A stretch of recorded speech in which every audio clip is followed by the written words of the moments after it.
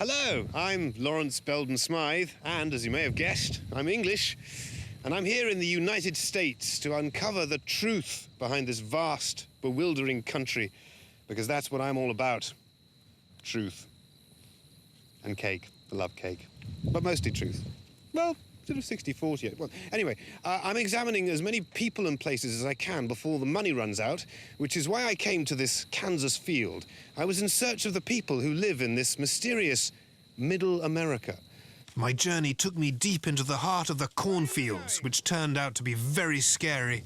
It took me deep into the heart of a place that makes a local delicacy known as the frozen pizza, and it took me deep into the heart of a most popular local pastime, gunfire. So come join me on this truth quest, because my name is Lawrence, and this is America. I'll pack my favorite trousers, my toothbrush and my comb, 'cause America is calling me.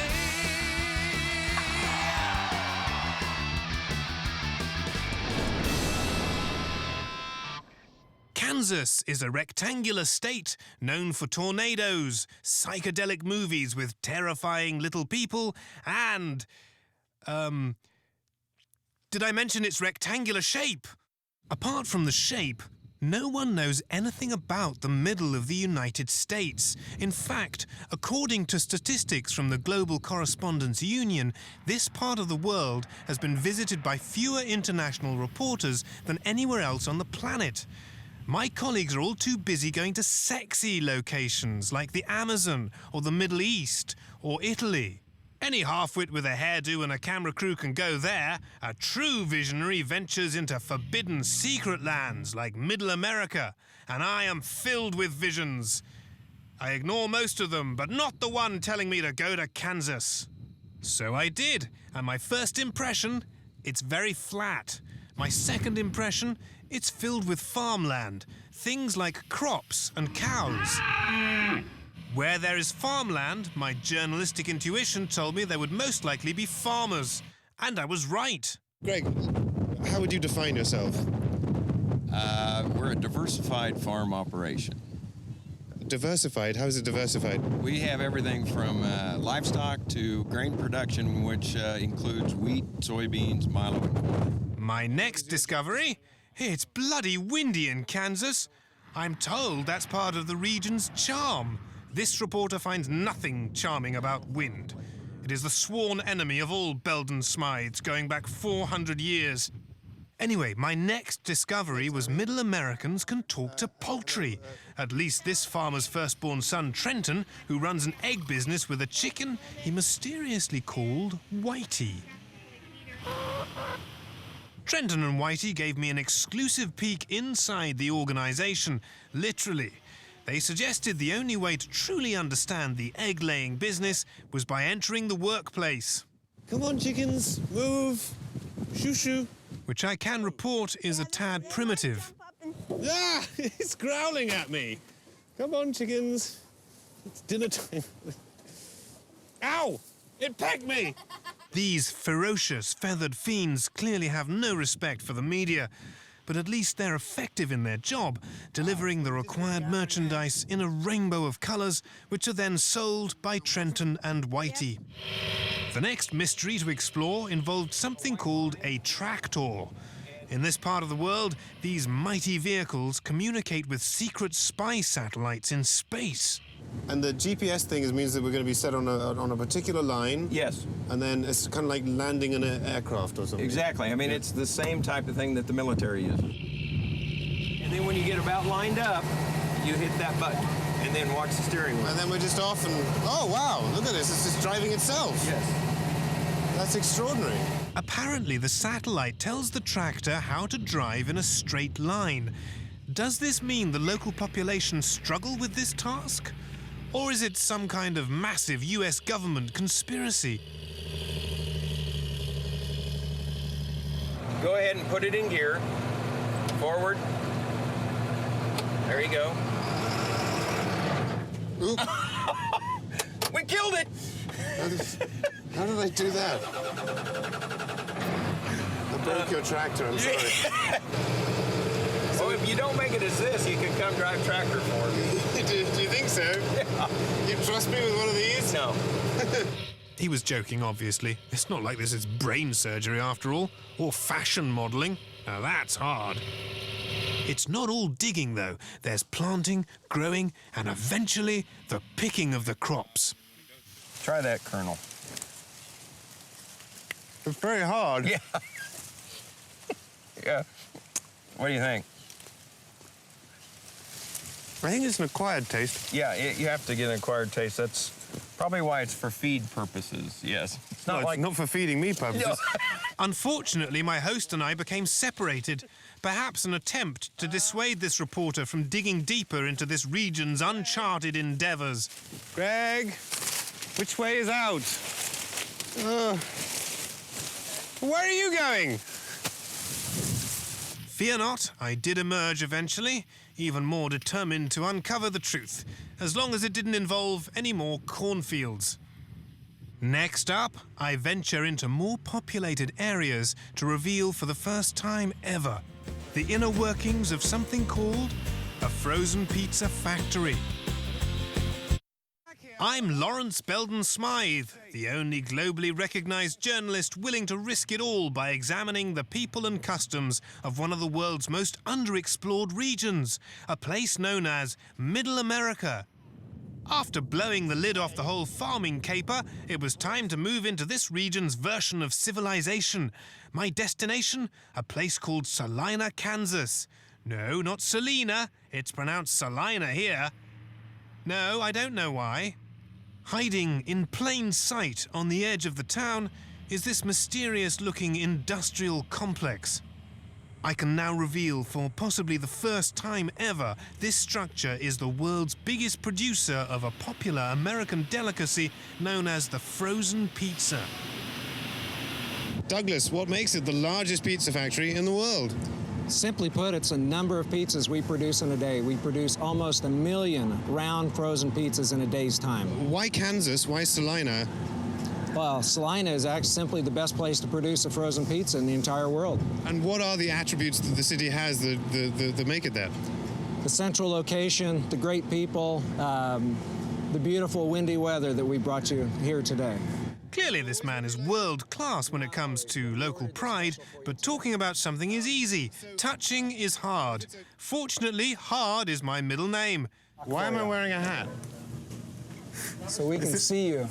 Is it likely that a This frozen could be dangerous. pizza's going to land on me? Pizzas could land on your head.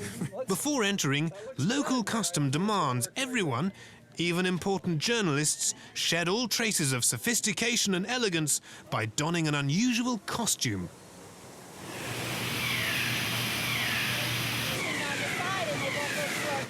This felt like stepping into some strange, food-filled hallucination. Little pizzas on tiny American freeways, fountains of shredded cheese, and costumed employees focused on whatever job it is they're doing. Clearly, this reporter needed to get his hands dirty. I don't mean actually dirty. That would be disgusting. My escort suggested my skills would be best suited sliding mini pizzas into boxes. No problem.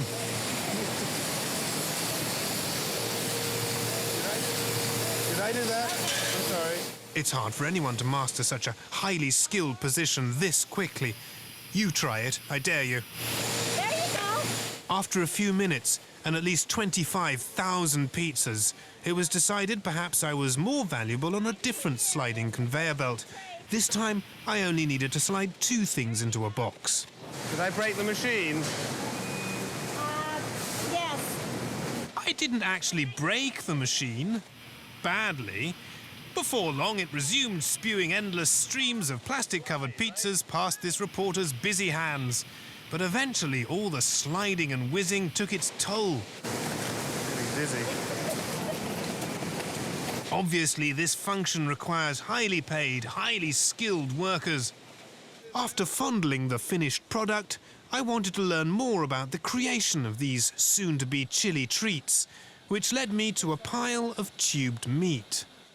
This is something called pepperoni, and it is constantly fed into crazed shredding machines. Spelden Smythes have long been known for their prowess, shoving tubes of meat into moving holes.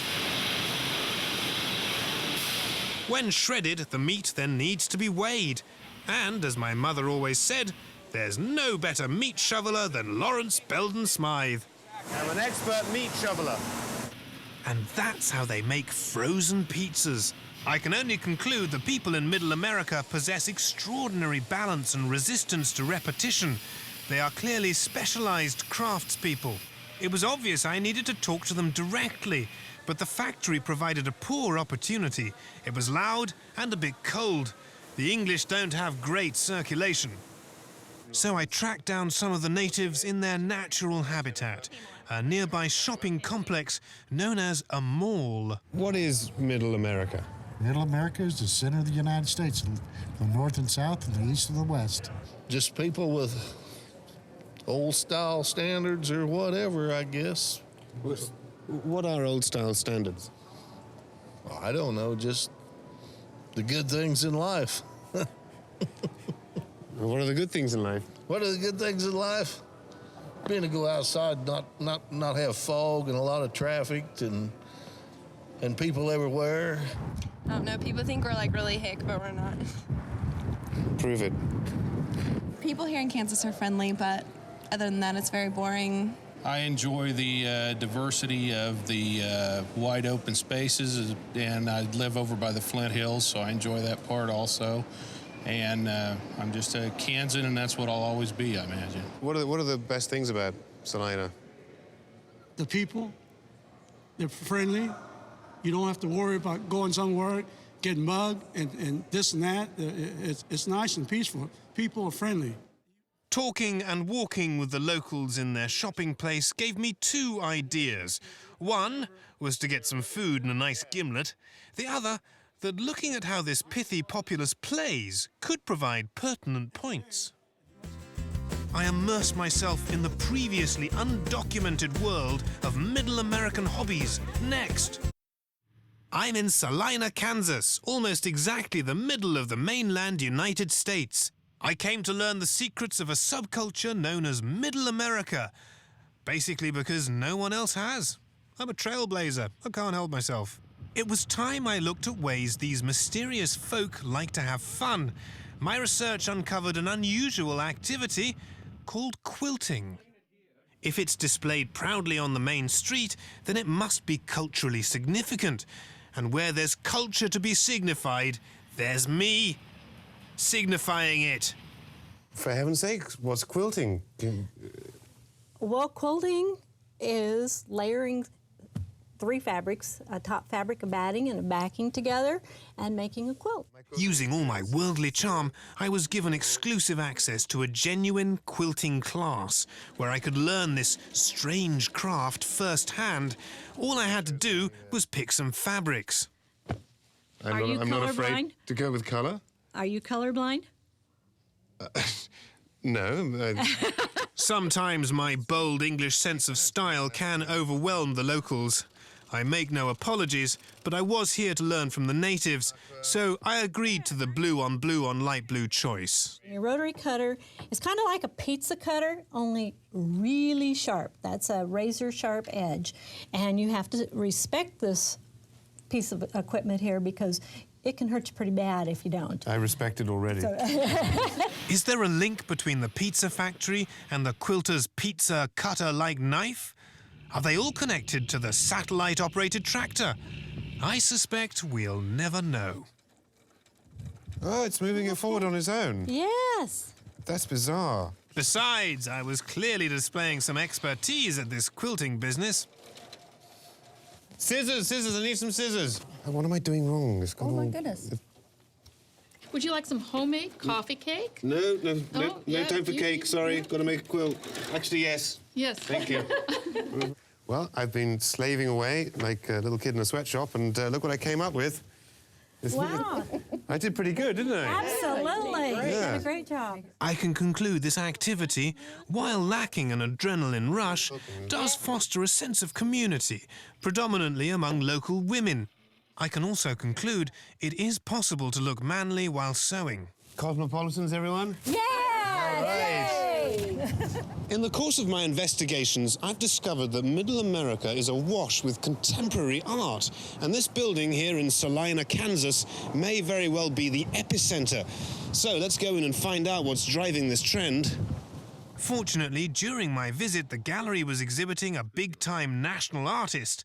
This presented a rare opportunity to give back to this friendly, secretive, art-loving community. What do you think you see here? What do you think this work is all about? It's like a sort of neo-post-apocalyptic sort of eulogism. That's an interesting choice of words. By interesting, I'm pretty sure she meant stunningly accurate. And her bouts of laughter were a result of her joy in sharing time with someone of my intuitiveness. Obviously. I mean, what else is there to see in a painting filled with tall shafts with bulbous heads on them? I actually had no idea Middle America was such a bastion of sophistication. It genuinely felt good to share my globalness with a like-minded local. So she's put antlers on an owl. He has. But alas, my time in the gallery was all too brief. Truth-seeking is a hungry beast, and I needed to shove another morsel into its yawning gob.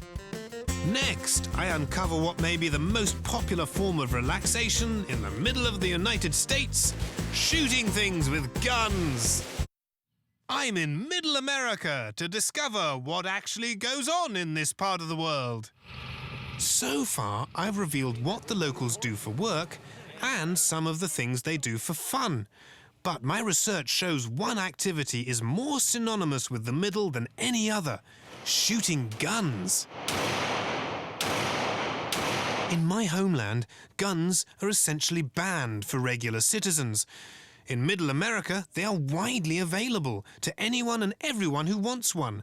Being able to strap on a weapon is considered a sacred right to many Americans, so I had to learn more. Guns are sold in bunker-type buildings like this one, all over Kansas and the middle of the US. There was a dizzying array of options and examples of what you can legally kill with them. There are even kindly shopkeepers willing to help. Do you carry a concealed weapon? Yes, I do. Can we have a look at it? Ta-da. Ah, it's not so concealed. Well, it doesn't have to be on your own property. I'm not sure if the moustache is required for gun shopkeepers. Perhaps it's a sophisticated cloaking device. When you're ready to cock, use your offhand, your left hand, cock it, bring it up to your eye level. Yes. Then you may put your finger on the trigger, add pressure to the trigger slowly while you keep the sights aligned until it goes off. Looking is what the average reporter does. Above average journalists touch whenever possible, or legally viable. In this case, it was both. This gun bunker had an indoor shooting range, which gave me the opportunity to see what all the fuss was about. I'll hand you the gun, then if you'll just take your thumb, gently lock the cylinder, it will be ready to fire. Okay. In the interests of full disclosure, this reporter has never had much interest in guns, but my job sometimes means that I have to do something I don't enjoy. Single action. All right. And I can also just fire by squeezing the trigger, right? Correct. All right. Didn't stand a chance. Just to prove how much I didn't enjoy it, we moved on to machine guns.